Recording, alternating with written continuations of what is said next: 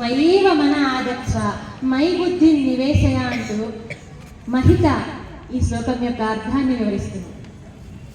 మయ్యేవ మనాదస్వ my బుద్ధిం నివేశయాత్ నివసిష్యసి మయ్యేవ అత ఊర్ధ్వం న సంశయః. ఈ శ్లోకం అర్థం కావాలంటే మనస్సు, బుద్ధి, అహంకారము అనే 3 పదాలకు స్పష్టమైన అర్థం తెలిసి ఉండాలి. మనిషి అంతఃకరణంలో నిరంతరం ఏదో స్పష్టత లేని వివాదం జరుగుతూనే ఉంటుంది. తనకు సంబంధించిన సమస్యల మీద, తాను సాధించవలసిన కార్యాల మీద, ఆస్తులు, అధికారాల గురించి చర్చోపచర్చలు లోపల జరుగుతూనే ఉంటాయి. ఈ ప్రక్రియను మనోవాచాలత అని అంటారు. మనస్సు యొక్క అర్థం లేని వాగుడు అని అర్థం. మనసంతా ఇలానే ఉంటే ఏ పని జరగదు, జీవితం ముందుకు నడవదు. కాబట్టి భగవంతుడు ప్రేరణ చేత మనస్సులోని కొంత భాగం కుదురుకొని కొన్ని విషయాల పట్ల స్థిరంగా ఉంటుంది. ఆ విధంగా స్థిరపడిన మనస్సును బుద్ధి అని అంటారు. మనస్సు పూర్తిగా బుద్ధి స్థాయికి ఎదగకపోవడానికి కారణము నేను అనబడిన అహంకారము.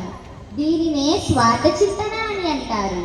మనోగుంజాటనానికి స్వార్థమే కారణం.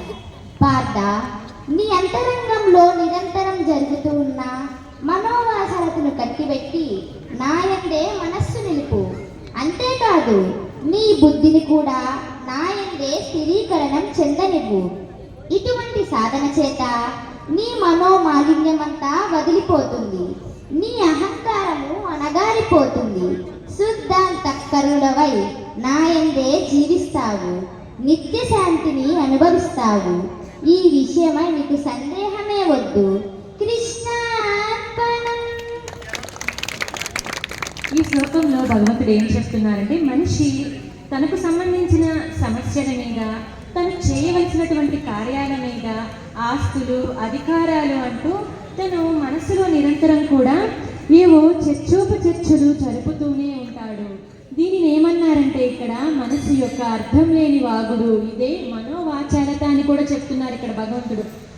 కొంతసేపటి తర్వాత ఏమవుతుందంటే భగవంతుని ప్రేరణ చేత ఈ మనస్సులోని కొంత భాగం అనేది కుదురుకొని ఉంటుంది. దానినే ఇక్కడ కొన్ని విషయాల పట్ల స్థిరంగా ఉండమని చెప్తున్నారు. దానినే ఇక్కడ బుద్ధి అని కూడా భగవంతుడే స్వయంగా వివరించారు. మనస్సు అసలు సరిగ్గా ఎదగకపోవడానికి కారణం ఏంటో కూడా చెప్తున్నారు. ఏంటంటే మనిషి యొక్క నేను అనే అహంకారము, తనలోని స్వార్థ చింతన, ఈ 2 కూడా మనిషి యొక్క మనసు ఎదగకపోవడానికి కారణాలని చెప్తున్నారు.